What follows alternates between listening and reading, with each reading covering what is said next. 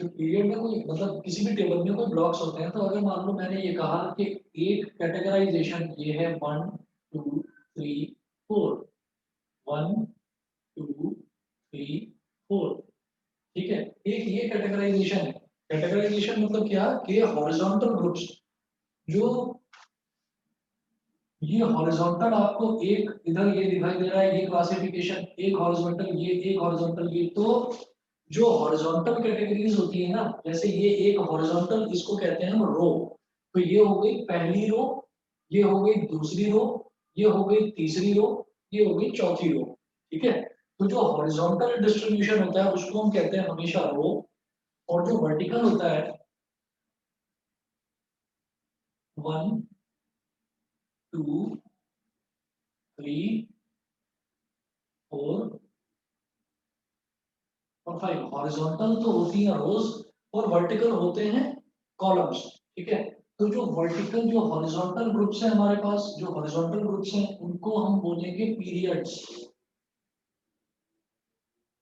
इनको हम बोलेंगे पीरियड्स। ये जो है ये पूरा का पूरा कहलाएगा फर्स्ट पीरियड, ये कहलाएगा सेकंड पीरियड, ये थर्ड पीरियड, ये फोर्थ पीरियड। और जो वर्टिकल ग्रुपिंग्स होती हैं, वर्टिकल ग्रुपिंग्स को हम बोलेंगे,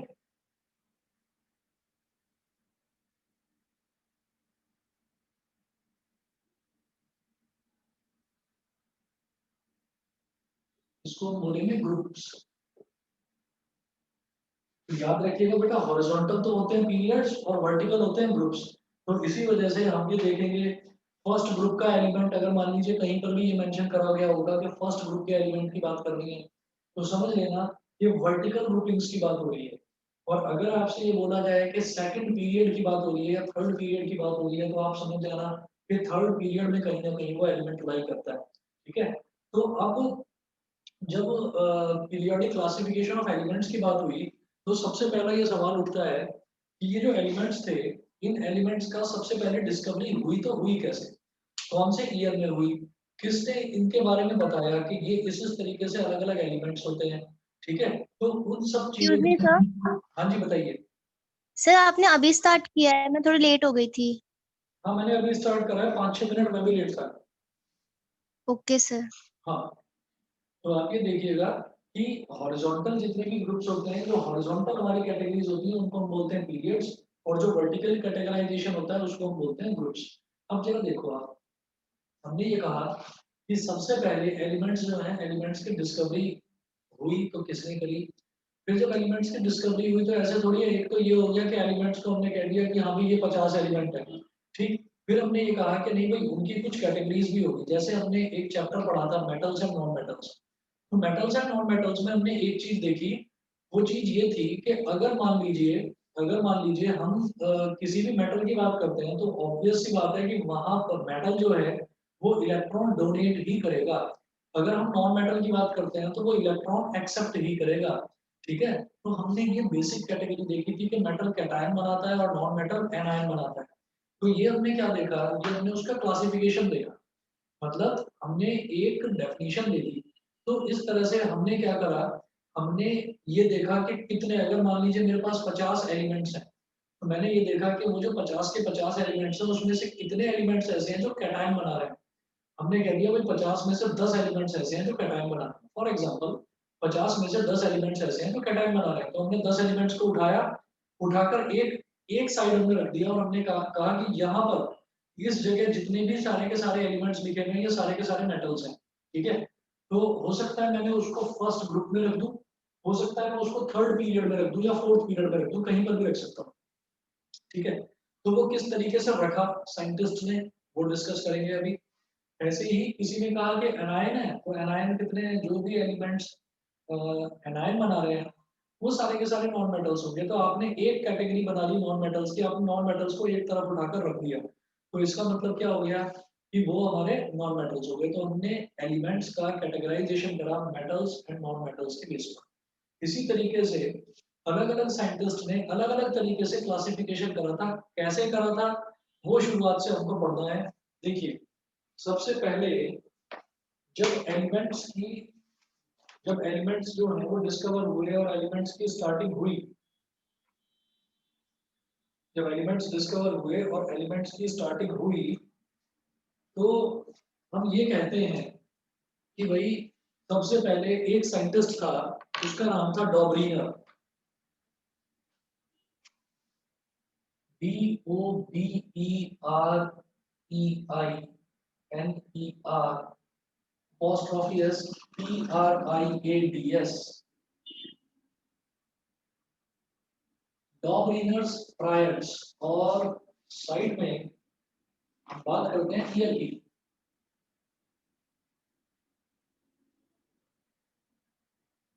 1829 1829 डॉबरीनर्स ट्रायड्स। तो डॉबरीनर एक साइंटिस्ट था। डॉबरीनर ने क्या करा, जैसे कोई भी चीज, जैसे किसी भी चीज का किसी भी नई चीज की शुरुआत होती है, जैसे केमिस्ट्री की शुरुआत हुई 1829 में। जब एलिमेंट्स की डिस्कवरी शुरू हुई, हमने देखना शुरू करा नेचर में, अर्थ के क्रस्ट में क्या क्या एलिमेंट्स हमको मिलते हैं, क्या क्या मेरे को जो मिनरल्स हैं वो मिलते हैं, उनकी रिफाइनिंग से हम एलिमेंट्स बना सकते हैं। तो सबसे पहले डॉबरीनर ने ये कहा कि भाई हाँ, कुछ एलिमेंट्स अभी तक जो डिस्कवर हुए हैं, उन एलिमेंट्स की कैटेगराइजेशन मैं आपको बताता हूँ। ठीक है। जैसे क्लास में कुछ स्टूडेंट्स हैं तो हमने ये कह दिया कि हमने स्टूडेंट्स की कैटेगरीज कर दी, कि हमने एक रो में सारे वो स्टूडेंट्स बिठा दिए जिनके परसेंटेज 90% से अबव वाले हैं, वो सारे हमने एक रो में बिठा दिए। बिटवीन 80 टू 90% वाले दूसरी रो में बिठा दिए, 70 टू 80% वाले तीसरी रो में, 60 टू 70% वाली चौथी रो में, और 50 टू 60% वाले पांचवी रो में। ठीक है। तो हमने इस तरह से 5 रो बना दी। तो इसी तरीके से कुछ एलिमेंट्स ना डिस्कवर हो चुके थे, और जब वो एलिमेंट्स डिस्कवर हो चुके थे तो अब उन एलिमेंट्स को क्लासिफाई करना था, कि कुछ एलिमेंट्स को एक ग्रुप में रखूंगा, कुछ को दूसरे में, कुछ को तीसरे में। तो सबसे पहले ये काम करा डॉबरीनर ने इन द ईयर 1829। तो ये ट्रायड्स का मतलब क्या है, जैसे मान लीजिए मैं हूँ और मेरा कोई फ्रेंड है ना। तो हम दोनों हैं, तो हम दोनों के लिए क्या कहा जाएगा कि भाई ये जो दोनों फ्रेंड्स है ना, इनका पेयर बड़ा मजबूत है।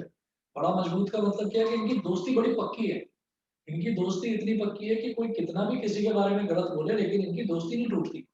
तो जब कभी भी दो का कॉम्बिनेशन बनता है तो उसको हम पेयर बोल देते हैं, या मेल फीमेल के केस में हम उसको कपल बोल देते हैं। ठीक है।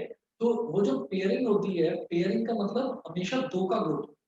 कई बार ऐसा भी होता है कि तीन फ्रेंड्स होते हैं, तो तीन फ्रेंड्स जो होते हैं उनका जो एक ग्रुप होता है, उसको हम जैसे हिंदी में हमने दो दोस्तों को हमने बोल दिया इनका इनकी जोड़ी, कहते हैं ना दो दोस्तों की जोड़ी। तो वो तो जोड़ी हो गई। जोड़ी मतलब दो। और अगर मान लीजिए कहीं पर तीन दोस्त हैं तो उसको हम बोल देते हैं ऐसे ही कॉमन लैंग्वेज में तिकड़ी बोल देते हैं। तिकड़ी मतलब तीन दोस्त हैं, ये तीन दोस्त हैं, तीन दोस्तों की तिकड़ी बनी हुई है। तो उसको इंग्लिश में बोलते हैं ट्रायड। तो ट्रायड का मतलब क्या है, ये तीन तीन एलिमेंट्स के ग्रुप उसने बनाए, इसने डॉबरीनर ने। तो सबसे पहला उसने जो ग्रुप बनाया, उसको उसने नाम दिया alkali metal group.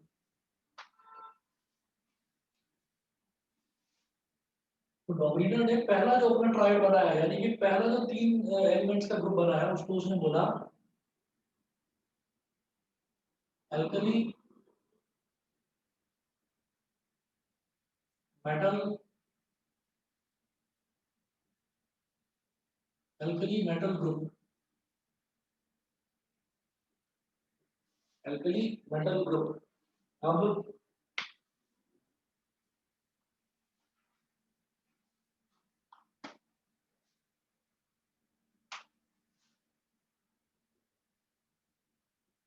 Elements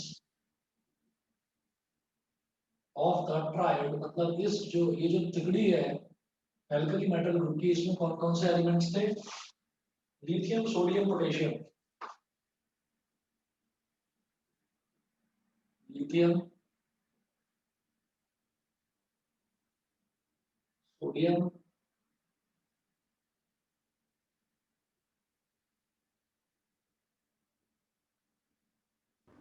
lithium sodium और पोटेशियम, इनके सिंबल्स।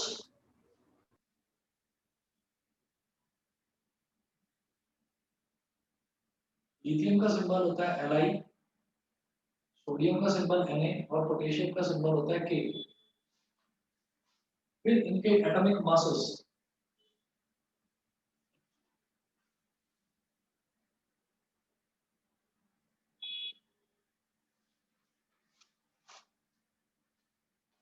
फिर इनके एटॉमिक मासेस,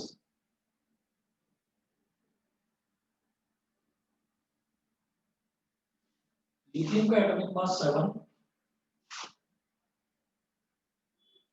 सोडियम का एटॉमिक मास 23 और पोटेशियम का एटॉमिक मास 39।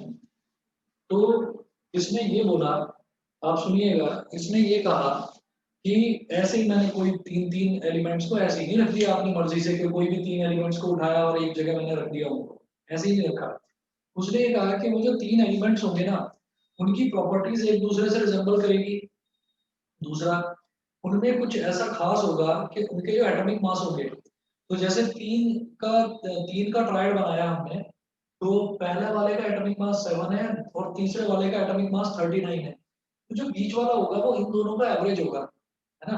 तो उसने ये कहा था कि इस तरीके से ट्रायड बनेगी कि जो तीन एलिमेंट्स होंगे तो उसमें फर्स्ट वाले का और थर्ड वाले का जो हम एवरेज निकालेंगे वो बीच वाले के बराबर होगा। तो आप ये देख लीजिए कि average atomic mass of 7 and lithium and sodium, average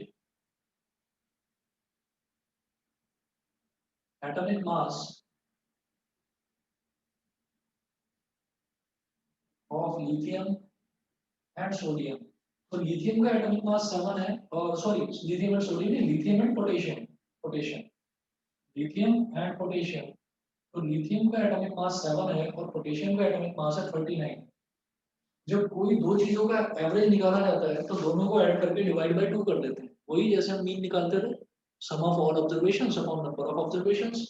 तो इन दोनों का ऑब्जर्वेशन यानी कि 7 और 39 का सम, और ये कितनी ऑब्जर्वेशन है, दो ऑब्जर्वेशन, तो डिवाइड बाय 2, ये हो गया 46 अपॉन 2 इज इक्वल टू 23। और 23 किसका एटॉमिक मास है, सोडियम का, is equal to atomic mass of sodium. ठीक है। तो डॉबलिनर ने किस तरह से अपनी ट्रायड्स को एक्सप्लेन करा, according to Dobereiner's law of triads, when elements are arranged in the order of increasing atomic masses, groups of three elements is known as a triad having similar chemical properties. The atomic mass of the middle element of the triad is equal to the arithmetic mean or average of the atomic masses of the other two elements। यही चीज मैंने आपको explain करी है कि एक जैसे nature वाले, एक जैसे कैरेक्टरिस्टिक्स वाले जितने भी एलिमेंट्स हैं, तीन तीन एलिमेंट्स का ग्रुप बनाकर उनको एक जगह उसने रखा in the order of increasing atomic masses, और फर्स्ट और थर्ड का जो एवरेज निकाला जाएगा वो बीच वाले के बराबर होगा, सेकंड वाले के बराबर होगा। ठीक है। तो एक तो इसने ये बताया, फिर कहा कि जैसे हमने ट्रायड है, पहली ट्रायड, तो इस पहली ट्रायड की कुछ प्रॉपर्टीज हैं। पहला, एल्कली मेटल ग्रुप है, तो इसकी पहली प्रॉपर्टी थी, एल्कली मेटल ग्रुप जो इसने पहला डिफाइन करा, उसकी प्रॉपर्टी थी कि all these elements are metals,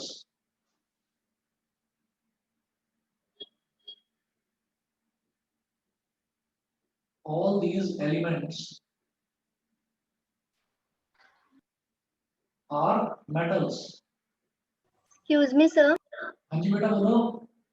sir हम मेटल ग्रुप में कोई और 3 मेटल्स भी ले सकते थे? नहीं, एल्कली मेटल ग्रुप में सिर्फ यही तीन, ये डॉबलिनर ने, देखिए ये 1829 की बात हो रही है, 1829 तक पीरियोडिक टेबल नहीं बनी थी। इस चैप्टर को पढ़ने का मैं आपको सबको ना तरीका बता देता हूँ कि सबसे पहले क्या था कि जब ये 1829 में ना सिर्फ और सिर्फ ऐसे ही 25-26 एलिमेंट्स डिस्कवर हुए थे, तो उन 25-26 एलिमेंट्स को अलग अलग साइंटिस्ट ने अरेंज करने की कोशिश करी।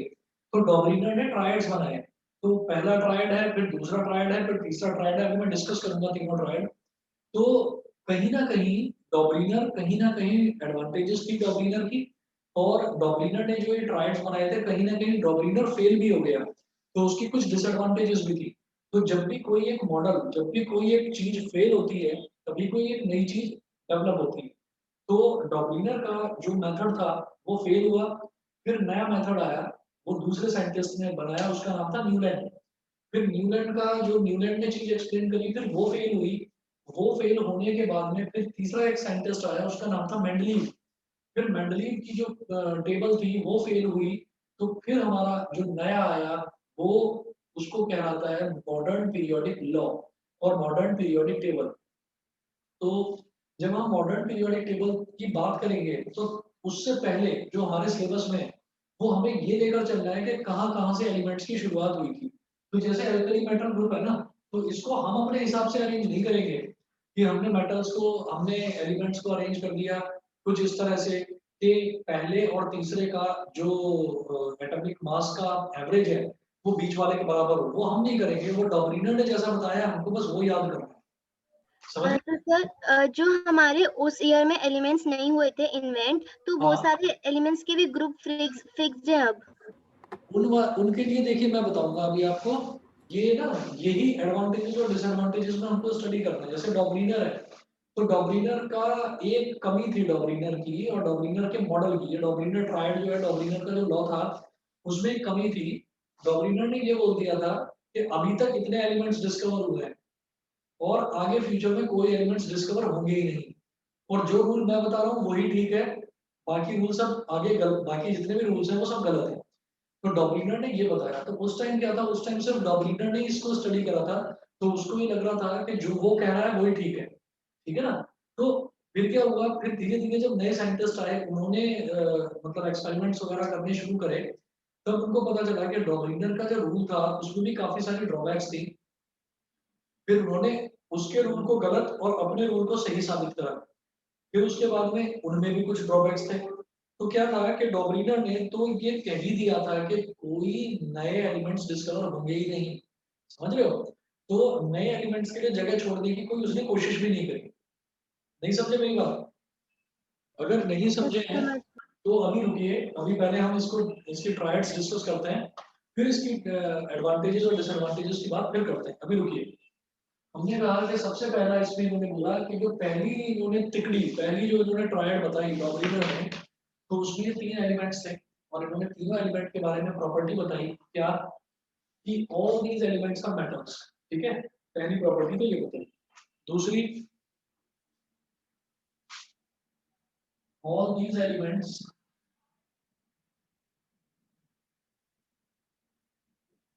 all these elements react with water to form alkalis.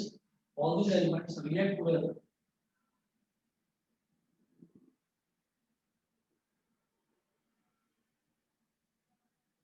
water to form alkalis and hydrogen gas। ये दूसरी प्रॉपर्टी है। इसमें कोई कैलकुलेशन नहीं है, याद करनी है प्रॉपर्टी सीधा सीधा। तो डॉबरिनर ने बोला कि इनको एल्कली मेटल एलिमेंट्स, पहली चीज तो ये है कि all these elements are metals. ठीक, दूसरी प्रॉपर्टी उसने ये बताई कि जितने भी एलिमेंट्स हैं ये सारे के सारे वाटर के साथ रिएक्ट करेंगे और रिएक्ट करके ये एल्कलीज बनाएंगे। एल्कली क्या होता है बेटा? वो बेसेस वो बेसेस जो पानी के अंदर घुल जाते हैं उनको हम एल्कली बोलते हैं। और water soluble bases are called alkalis. ये हमने एसिड बेस एंड सॉल्ट में पढ़ा था। तो all these elements react with water to form alkalis and hydrogen gas। ये तीनों ही एलिमेंट वाटर के साथ रिएक्ट करके एल्कली बनाते हैं और हाइड्रोजन गैस बनाते हैं। तीसरी property, all of them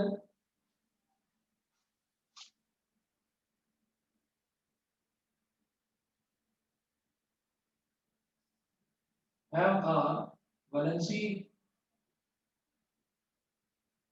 of 1, that is they are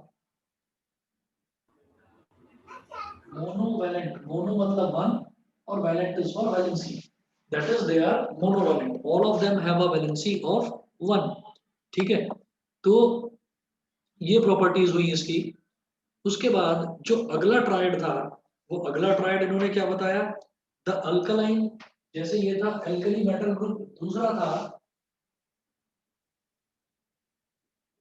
the alkaline alkaline earth metal group. The alkaline earth metal group, ये दूसरा ग्रुप था। अब इसमें ये भी ट्रायड थी। Elements of the triad.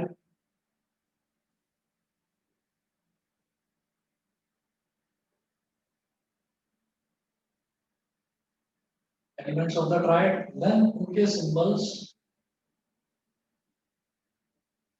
then उनके atomic masses.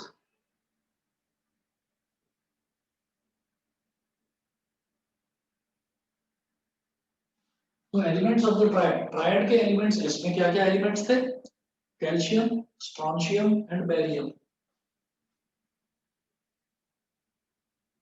Calcium STRONTIUM, calcium, strontium, third है बेरियम, BARIUM, बेरियम। इनके सिंबल्स क्या क्या होते हैं? कैल्शियम का CA, स्ट्रोंशियम का SR, बेरियम का BA।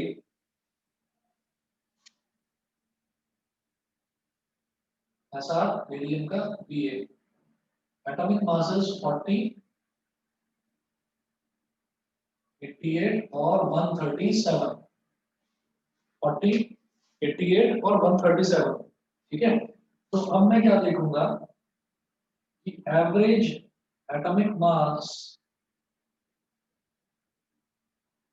ऑफ फर्स्ट का और थर्ड का average atomic mass calcium and barium क्या हो जाएगा? 40 plus 137 upon 2 is equal to क्या होगा? 0 प्लस 7 7, 4 प्लस 3 7, तो ये हो गया 177 अपॉन 2। तो 2 8 जा 16, 17 माइनस 16 कितना हो गया? 1, 1 और 7 17, 2 8 जा 16, 17 माइनस 16 हो गया 1 1 0, 10 2 5 जा 10 is equal to 88.5 is approximately equal to 88, which is atomic mass, which is atomic mass of strontium। ये स्ट्रोंशियम का एटॉमिक मास है। तो क्या हुआ कि यहाँ पर आकर थोड़ी थोड़ी ना गड़बड़ होनी शुरू हो गई, क्योंकि उसने पहला वाला तो उसका एल्कली मेटल ग्रुप एकदम फिट था, फिर जो दूसरा वाला बताया एल्कलाइन अर्थ मेटल ग्रुप, तो यहाँ पर 88.5 आया जो एवरेज एटॉमिक मास था। तो फिर उसने ना अपना जो रूल बनाया था उस रूल में थोड़ा थोड़ा चेंज करा। उसने बोला कि जो बीच वाले का जो एटॉमिक मास निकलेगा it is approximately equal to the average atomic masses of the first and third elements. उसने ये बोला। तो चलिए ठीक है, जो भी स्कॉलर्स थे जो उस टाइम केमिस्ट्री पढ़ रहे थे उन सब ने कहा कि चलिए ठीक है, हमने मान लिया, ठीक है भाई 88.5 और 88 कोई ज्यादा अंतर नहीं, ठीक है। फिर जैसे इनकी इसने तीन प्रॉपर्टीज बताई एल्कली मेटल ग्रुप की, यानी कि पहली ट्राइड की, ऐसी जो दूसरी ट्राइड है एल्कलाइन अर्थ मेटल ग्रुप, तो इसकी भी इन्होंने तीन प्रॉपर्टीज बताई। वो तीन प्रॉपर्टीज क्या है देखिएगा।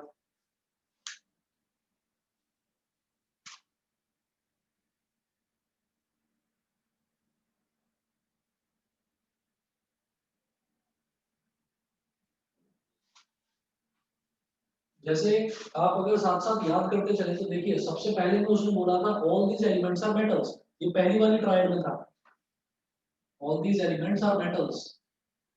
इसी तरीके से जो ये दूसरी ट्रायड बनी, इस दूसरी ट्रायड की भी जो पहली प्रॉपर्टी है वो सेम है कि all these elements are metals, तो इसको अलग से याद नहीं करना पड़ेगा।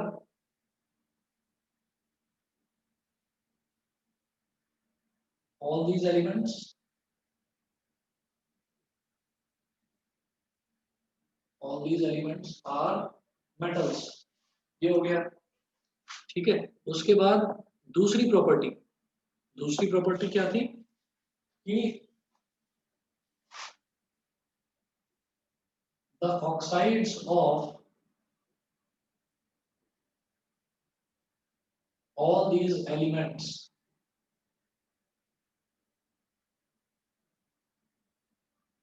are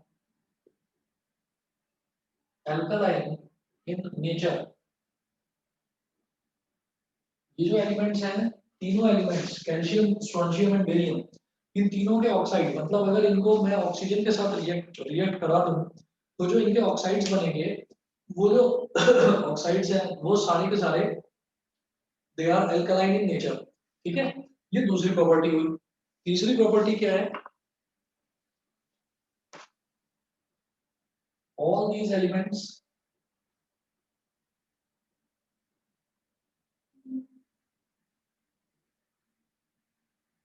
have a valency of 2. That is, they are divalent. That is, they are divalent. ठीक है? तो क्या होता है कि जैसे मैंने पहला देखा तो पहली property same, all these elements are metals. दूसरी प्रॉपर्टी में उसमें क्या था कि all these elements react with water to form alkalis and hydrogen gas. इसकी दूसरी प्रॉपर्टी में क्या है कि oxides of all these elements are alkaline in nature. इसकी तीसरी प्रॉपर्टी क्या है? पहले वाला जो ट्रायड था कि all of them have a valency of 1, that is they are monovalent. और इसकी तीसरी प्रॉपर्टी क्या है कि all these elements have a valency of 2, that is they are divalent. ठीक है, तो ये इसका दूसरा ट्रायड हुआ। फिर डॉर्बिनर के तीसरे ट्रायड पर आते हैं। तीसरा है the halogen group.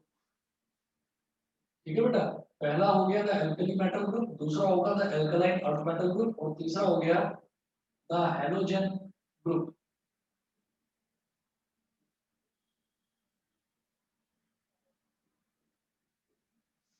The halogen group, तो इसमें भी आप वही करेंगे, एलिमेंट्स ऑफ द ट्रायड जैसे यहाँ पर बनाया ऐसे तीन यहाँ पर होंगे। एलिमेंट्स ऑफ द ट्रायड,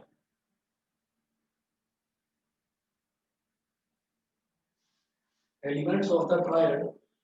फिर उसके एलिमेंट्स जो है, एलिमेंट्स लिखिए पहले तो, chlorine, bromine, iodine. Chlorine, bromine, iodine, ये एलिमेंट्स हो गए। फिर इनके सिंबल्स की बात करते हैं। क्लोरीन का सिंबल होता है बेटा Cl, ब्रोमीन का सिंबल होता है Br, और आयोडीन का सिंबल होता है I। फिर इनके एटॉमिक मासेस,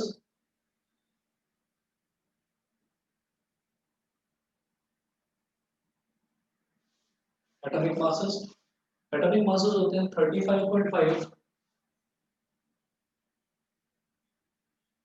ब्रोमीन का 80 और आयोडीन का 127। ठीक है, ये हो गया। अब क्या हुआ कि इसमें फिर से हमने वो करा कि क्लोरीन, ब्रोमीन और आयोडीन, ये तीनों तीनों के तीनों सिमिलर साउंडिंग है, इनको हैलोजेंस बोलते हैं। तो क्लोरीन जो है, क्लोरीन का 35.5 और आयोडीन का 127। तो चलिए इनका एवरेज एटॉमिक मास निकालते हैं। एवरेज, एवरेज को मैं एवीजी लिख रहा हूँ, average atomic mass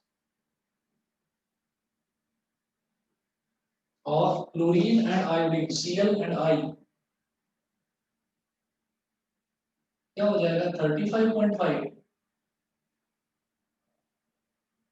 plus 127 upon 2।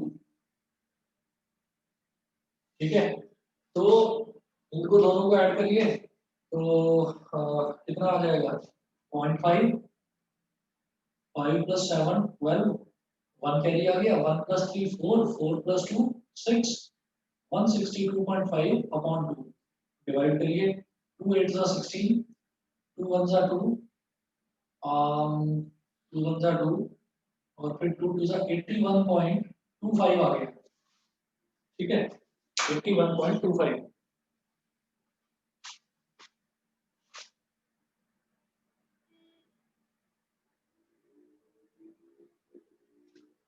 तो डॉबलिनर ने जो क्लासिफिकेशन करा था और डेफिनेशन दी थी अपने ट्रायड्स की, अपने लॉ की, वो क्या थी? ये आ गया 81.25। उसने बोला कि ये भी अप्रोक्सीमेटली 80 के इक्वल है, उसके आसपास है, which is atomic mass of bromine। ठीक है, लेकिन जो स्कॉलर्स थे, जो केमिस्ट्री स्टडी कर रहे थे, उनके दिमाग में, उनके मन में ये डाउट आ गया, उनके मन में ये डाउट आ गया कि ये गैप तो धीरे धीरे बढ़ता जा रहा है। जो पहला ट्रायड बताया था, पहले ट्रायड में चीजें काफी एग्जैक्ट थी, मतलब जो एवरेज एटॉमिक मास आया था वो एग्जैक्टली आया था 46/223 के बराबर आ गया था। फिर जो दूसरा था उसमें जो एवरेज एटॉमिक मास आया उसमें 0.5 का अंतर था, चलिए हमने अप्रोक्सीमेट कर दिया। अब जो तीसरा आया है, तीसरे में 80 और 81.25, तो इसमें 1.25 ग्राम्स का अंतर है। तो उन्होंने बोला कि ये जो गैप है, ये गैप तो लगातार बढ़ता जा रहा है, तो हम कितना किस किस वैल्यू को और कहाँ तक हम अप्रोक्सीमेट करेंगे। अगर मान लीजिए धीरे धीरे और भी ये गैप बढ़ता चला गया तो हम हमारी जो डेफिनेशन ही वो गलत हो जाएगी। तो डॉबलिनर को भी इस चीज की चिंता थी। डॉबलिनर ने जब शुरुआत करी तो डॉबलिनर ने ये बताया था कि मैं एक तरीके के जो एलिमेंट्स हैं जिनकी सेम कैरेक्टरिस्टिक्स हैं, सेम प्रॉपर्टीज हैं, वो तीन तीन एलिमेंट्स को मैं increasing order of their atomic mass arrange करूं, और फिर जब मैं पहले वाले का और तीसरे वाले का जब मैं एवरेज निकालूंगा तो वो बीच वाले के बराबर होगा। ठीक, तो पहले में तो एग्जैक्ट इक्वल आ गया, दूसरे में थोड़ा सा गैप आ गया, तीसरे में थोड़ा ज्यादा गैप आ गया। तो यहाँ तक भी सबने कहा कि चलिए ठीक है, यहाँ तक भी हम इसको स्टडी कर लेते हैं, ठीक है, आप सही कह रहे हैं। अप्रोक्सीमेटली हमने कहा 81.25 और 80 लगभग लगभग आसपास है। तो फिर डॉबलिनर ने इनकी प्रॉपर्टीज भी बताई, तीनों की प्रॉपर्टीज। तो पहली प्रॉपर्टी इसकी क्या हुई, हैलोजन ग्रुप की, जैसे हमने अब तक देखी थी प्रॉपर्टीज। तो इसकी पहली प्रॉपर्टी है all these elements are non metals.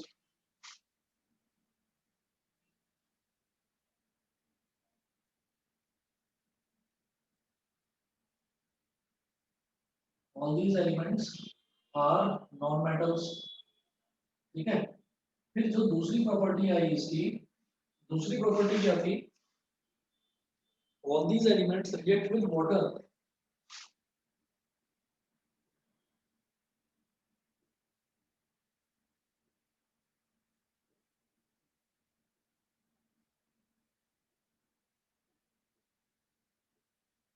React with water to form acids.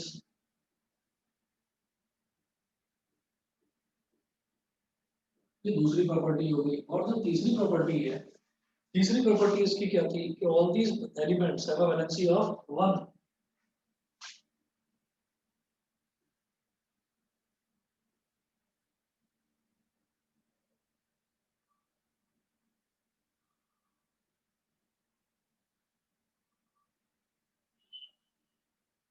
have a valency of 1, that is they are monovalent, that is they are monovalent। तो इसने ये बताया। अब क्या होता है कि यहां तक ये सारी चीजें इन्होंने बता दी, उसके बाद क्या होता है कि अब डॉबलिनर अपना बैठा हुआ है और डॉबलिनर लगातार एक्सपेरिमेंट कर रहा है, और एक्सपेरिमेंट करके सिमिलर प्रॉपर्टीज वाले एलिमेंट्स को एक साथ अरेंज कर रहा है। अब आ रहा है बहुत बड़ा बड़ा गैप, बहुत ह्यूज गैप आ रहा है। किसमें, जैसे यहाँ पर चलिए 1.25 का गैप था, यहाँ पर 0.5 का गैप था, और पहले वाले में कोई गैप ही नहीं था। तो उसके बाद उसने बहुत कोशिश करी, बहुत कोशिश करी कि मैं और नई ट्रायड्स जो है मैं उनको बता पाऊँ, मैं और नई ट्रायड्स जो है उनको मैं इन्वेंट कर पाऊँ, लेकिन वो इन्वेंट नहीं कर पाया। तो यहाँ तक आते आते ये जो तीन ट्रायड्स हैं, ये तीन ट्रायड्स तक आते आते डॉबलिनर की थ्योरी जो है वो फेल होनी शुरू हो गई। तो क्या हुआ कि डॉबलिनर्स की जो थ्योरी थी, इसकी लिमिटेशंस थी। लिमिटेशंस मतलब कि इसके आगे वो बढ़ नहीं पाया। वो एक ही लिमिटेशन थी, और वो आपसे ना पूछा जाएगा एग्जाम में, तो आप एक ही लिमिटेशन इसकी बताएंगे, और ज्यादा थ्योरेटिकली कुछ भी एक्सप्लेन करने का नहीं है। Its only one limitation was that it failed to arrange all the then known elements in the form of triads having similar chemical properties। कि वो ये तीन ट्रायड्स को बना लिए, उसके बाद आगे का कोई वो ट्रायड बना नहीं पाया, ये सिमिलर प्रॉपर्टीज वाले एलिमेंट्स अरेंज हो नहीं पाए। अब उसके अंदर रीजन एक्स वाई जेड कुछ भी रहा हो रीजन, वो हमको बताने की जरूरत नहीं है। हम ये कहेंगे कि डॉबलिनर failed to arrange all the then known elements। all the then known मतलब तब तक जितने एलिमेंट्स हमको पता थे उनको वो अरेंज करने में फेल हो गया। तो तीन ट्रायड के बाद चौथी उसकी ट्रायड आई ही नहीं। बताइए जी, समझ में आ गया सबको, ये डॉबलिनर क्लियर है? Yes sir. डॉबलिनर के बाद में फिर मैं बात करूंगा अगला, अगला जो साइंटिस्ट आया, तो डॉबलिनर था हमारा 1829 में। डॉबलिनर के बाद जब अगला आया उसका नाम था न्यूलैंड्स। तो न्यूलैंड जो था, न्यूलैंड ने बनाया लॉ ऑफ ऑक्टेव्स। ठीक है, मैं इसको मिटा रहा हूं।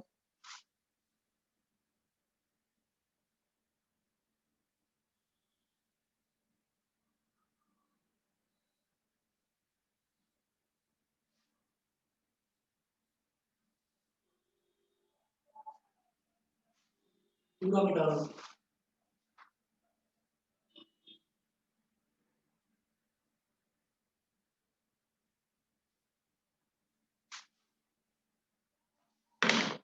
अच्छा, 1 मिनट वेट करिए, मैं पानी पी रहा हूँ।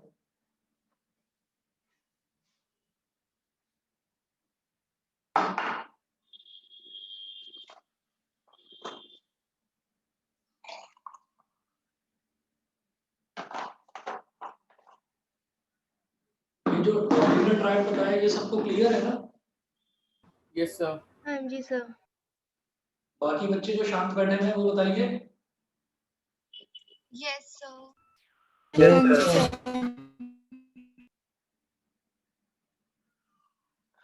ठीक है।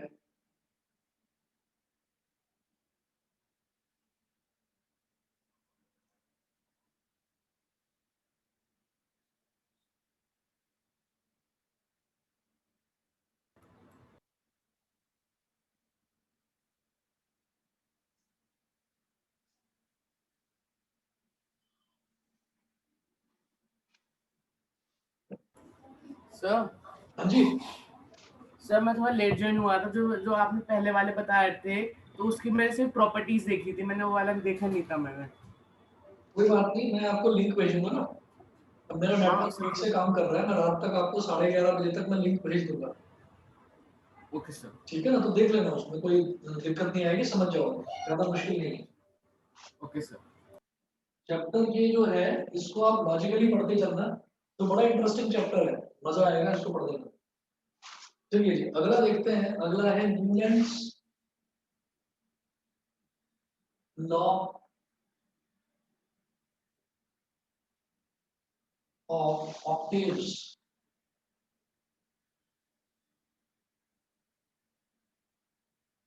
Newlands law of octaves.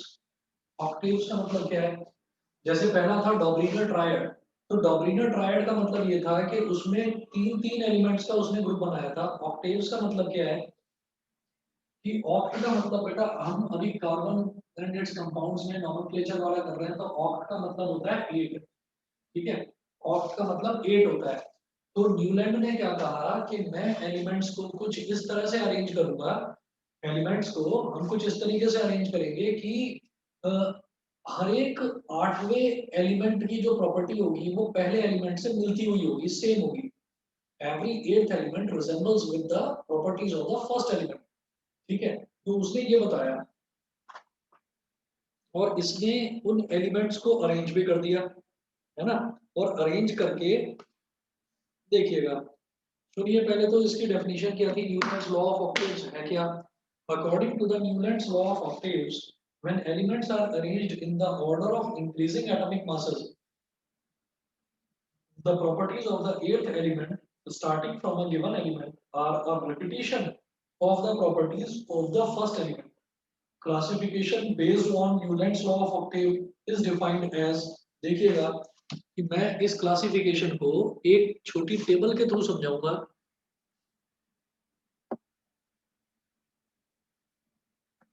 लक्ष्य समझ में आ रहा है तुम्हें? Yes, sir. रुचिर, शौर्य, समझ रहे हैं सभी? Yes, sir. आया समझ। ओके, यश, श्रीजा, प्रांजल, Yes, sir. Yes, sir. ठीक है। तो अब देखिएगा कि मैं इसमें ना एक छोटी टेबल बनाता हूँ। ये है hydrogen H, lithium, beryllium, boron, carbon, nitrogen और ऑक्सीजन। 1 2 3 4 5 6 7। फिर 8वां एलिमेंट किसके नीचे लिखेंगे?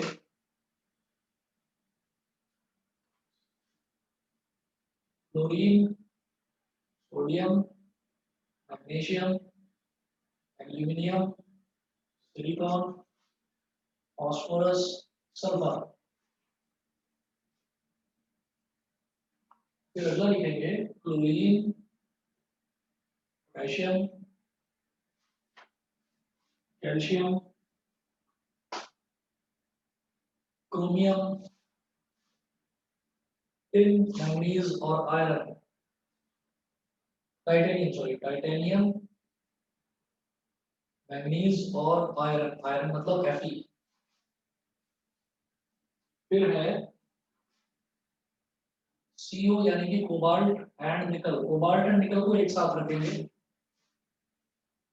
फिर है copper, zinc, Y is for yttrium, indium, arsenic, selenium.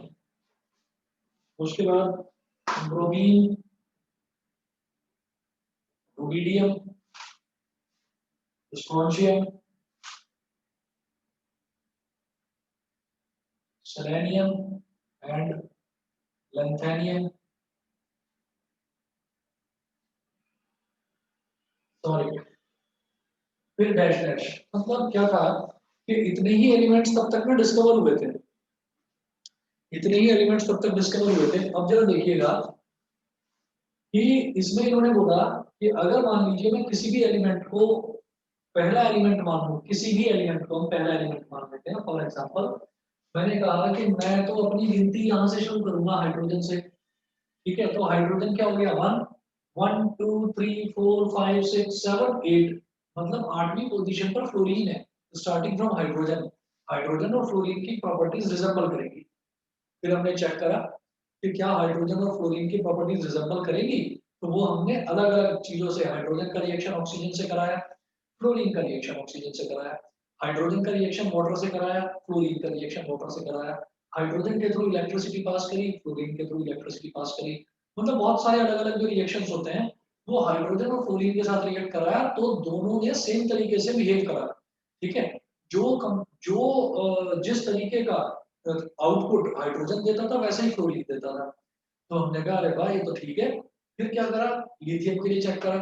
मैंने कहा मैं तो लिथियम से स्टार्ट करूंगा, तो लिथियम को मानो 1 2 3 4 5 6 7 8, ठीक है। तो लिथियम और सोडियम, हमने कहा लिथियम और सोडियम की प्रॉपर्टीज रिजेंबल करेंगी, बिल्कुल करेंगी। तो वो हमने चेक करा, हमने कहा वाह बहुत बढ़िया रूल है। फिर बेरिलियम, तो बेरिलियम को बनवाना, तो 1 2 3 4 5 6 7 8। ये टेबल ही इस तरीके से बनाई गई है कि जो भी एलिमेंट किसी एक एलिमेंट के नीचे लाई करेगा ना, तो वो उसकी 8वीं पोजीशन पर ही लाई करेगा, ठीक है ना। यानी कि बोरोन और एल्यूमिनियम सेम होंगे, कार्बन और सिलिकॉन की प्रॉपर्टी सेम होंगी, नाइट्रोजन और फास्फोरस की प्रॉपर्टी सेम होंगी, ठीक, मैग्नीशियम कैल्शियम की प्रॉपर्टी सेम होगी। तो यहाँ तक सारी कहानी सही चलती आ रही थी। जितने भी लोग थे जिनको इन्होंने न्यूलैंड का लॉ ऑफ ऑक्टेव्स बताया, तो वो सब सेटिस्फाई होते जा रहे थे, सबके सब देखते जा रहे थे, देखते जा रहे थे कि हाँ बिल्कुल ठीक है। तो अब इसको हमने ये कहा कि भाई जब सब लोग देखते जा रहे थे तो क्या हुआ कि इसने भी ये माना। जैसे मान लीजिए ऐसा हो गया ना कि हाइड्रोजन फ्लोरीन सेम है, लिथियम सोडियम सेम है, बेरिलियम मैग्नीशियम सेम है, बोरोन एल्यूमिनियम सेम है। इसने कुछ तो करा न्यूलैंड ने, कुछ शुरुआत के 8-10 एलिमेंट्स पर चेक करा, और इन एलिमेंट्स को इसने लगाया कैसा, increasing order of atomic masses. Increasing order of atomic masses के तरीके से उसने लगा दिया, सबको अरेंज कर दिया। हाइड्रोजन से ज्यादा लिथियम का, लिथियम से ज्यादा बेरिलियम का, बेरिलियम से ज्यादा बोरोन का, बोरोन से ज्यादा कार्बन का, ऐसे लगाता चला गया। फिर क्या होता है कि जब कुछ स्कॉलर्स बैठे हुए थे वो चेक करते गए, उन्होंने कहा भाई magnesium, calcium, aluminium, chromium, silicon, titanium, phosphorus, manganese, sulphur, iron, ये सब मैच कर रहे हैं। क्लोरीन, कोबाल्ट एंड निकल ये मैच कर रहा है, ये भी मैच कर रहा है, कैल्शियम और जिंक भी मैच कर रहा है। वो क्रोमियम पर जैसे ही पहुंचे तो उन्होंने कहा भाई क्रोमियम की और इट्रियम की तो प्रॉपर्टी मैच नहीं कर रही है। जैसे ही वो क्रोमियम पर पहुंचे उन्होंने कहा ये कैसी गड़बड़ हो गई। तो फिर उन्होंने कहा कि चलिए भाई हो सकता है न्यूलैंड जो है वो बड़े साइंटिस्ट हैं, हो सकता है कुछ हमसे गलती हो रही है। उन्होंने दोबारा चेक करा, फिर वही प्रॉब्लम कि क्रोमियम और इट्रियम की प्रॉपर्टीज मैच नहीं करती है। फिर उन्होंने कहा कि चलो मैं तो टाइटेनियम और इंडियम को चेक करूंगा, उन्होंने उसको चेक करा, वो भी मैच नहीं करी। मैंगनीज और आर्सेनिक को चेक करा, वो भी मैच नहीं करी। आयरन और सेलेनियम को चेक करा, वो भी मैच नहीं करी। तो उन्होंने कहा कि लगता है हमारा जो एपरेटस है, कुछ ग्रुप बैठा होता है स्कॉलर्स का, उनको लगा कि जो हमारा एपरेटस है शायद वो एपरेटस ही गलत है, हम किसी गलत तरीके से कर रहे हैं, ऐसा तो हो ही नहीं सकता। तो फिर उन्होंने सेम एपरेटस रखकर, वो पहले एपरेटस चेंज करने का सोच रहे थे, फिर उन्होंने कहा नहीं सेम एपरेटस रखकर मैं एक बार फिर से कैल्शियम का चेक करूंगा। उन्होंने कैल्शियम का चेक करा, कैल्शियम और जिंक सेम प्रॉपर्टी आ गई। फिर उन्होंने पोटेशियम को चेक करा, पोटेशियम और कॉपर की प्रॉपर्टी सेम आई। तो उन्होंने धीरे धीरे करके वापस दोबारा करा, तो देखा कि सारी प्रॉपर्टी सेम आती जा रही है, लेकिन अगेन जब क्रोमियम पर पहुंचते हैं तो इन दोनों की प्रॉपर्टी रिजेंबल नहीं करती, इन दोनों की नहीं करती, इन दोनों की नहीं करती, इनकी भी नहीं करती, इन दोनों की भी नहीं, इन दोनों की भी नहीं, इन दोनों की भी नहीं, इनकी भी नहीं, इनकी भी नहीं। आगे एलिमेंट्स डिस्कवर हुए नहीं थे। तो फिर इन्होंने बताया न्यूलैंड को कि सर ये तो गलती हो गई, क्या है कि आपका रूल बहुत बढ़िया रूल है, लेकिन आप बाकी के जितने भी एलिमेंट्स हैं उनको हटा दो, आप बताओ कि कैल्शियम तक ही एप्लीकेबल है। न्यूलैंड ने भी फिर खुद चेक करा, और न्यूलैंड को तो खुद पता था कि उसने किस तरीके से करा ये एक्सपेरिमेंट। उसको मालूम था कि उसने 7, 8, 10 तक उसने चेक करे, आगे के उसने चेक नहीं करे। उसने कहा कि जो है ठीक ही है, ये तो प्रॉपर्टी होती है, ये तो मैंने डिस्कवर कर लिया। तो उसने आगे चेक नहीं करा। तो लिमिटेशंस आपसे जरूर पूछी जाती हैं हर एक लॉ की।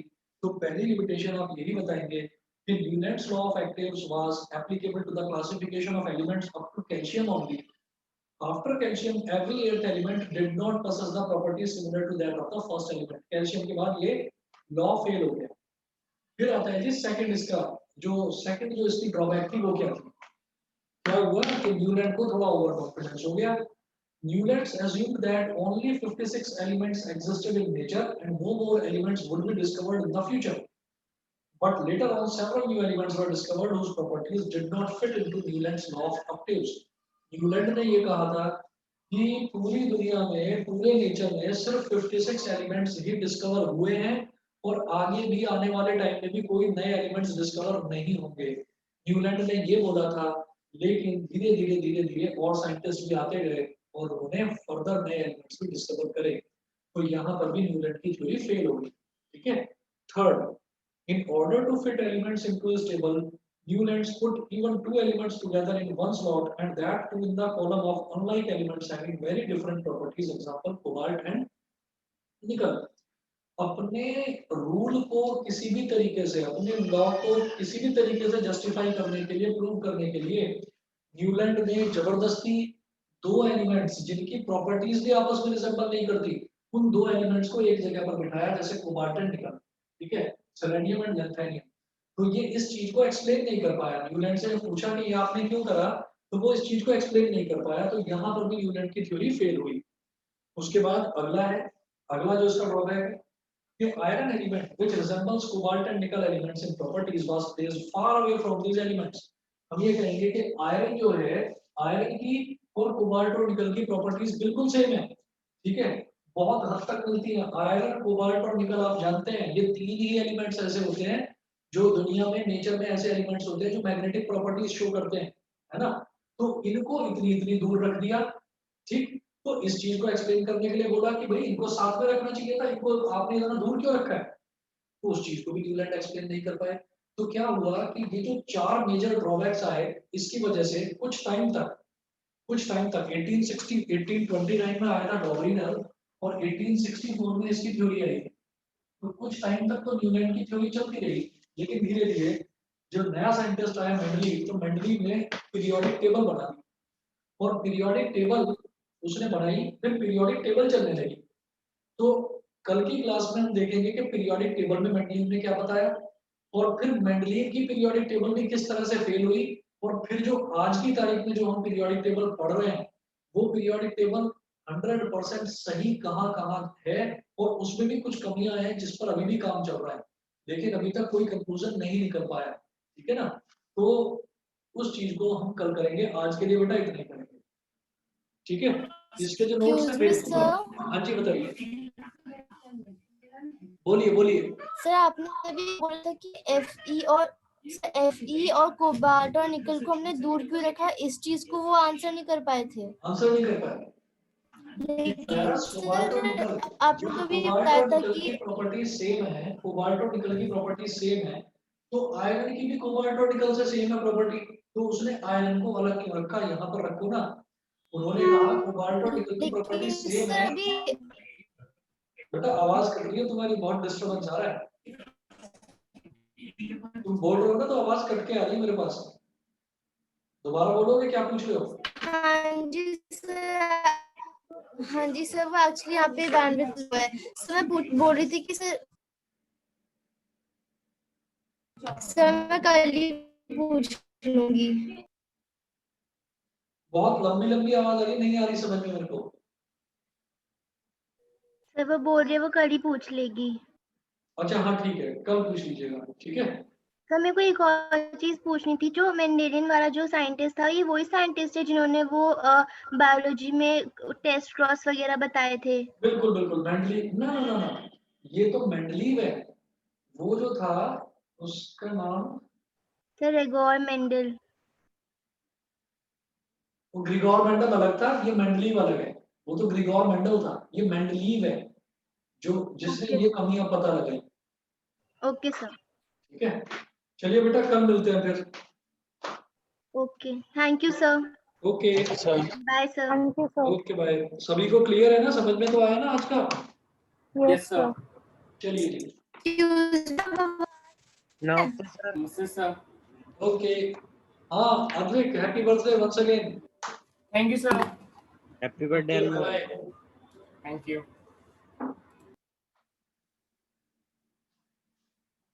नमस्ते सर। नमस्ते नमस्ते। Thank you sir. ओके।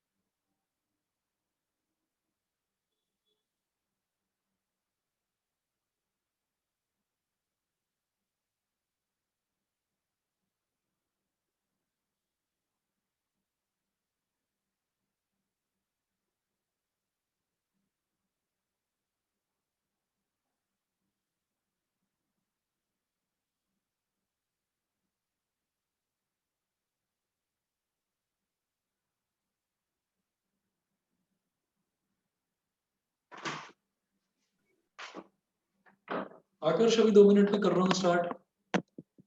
ठीक है सर।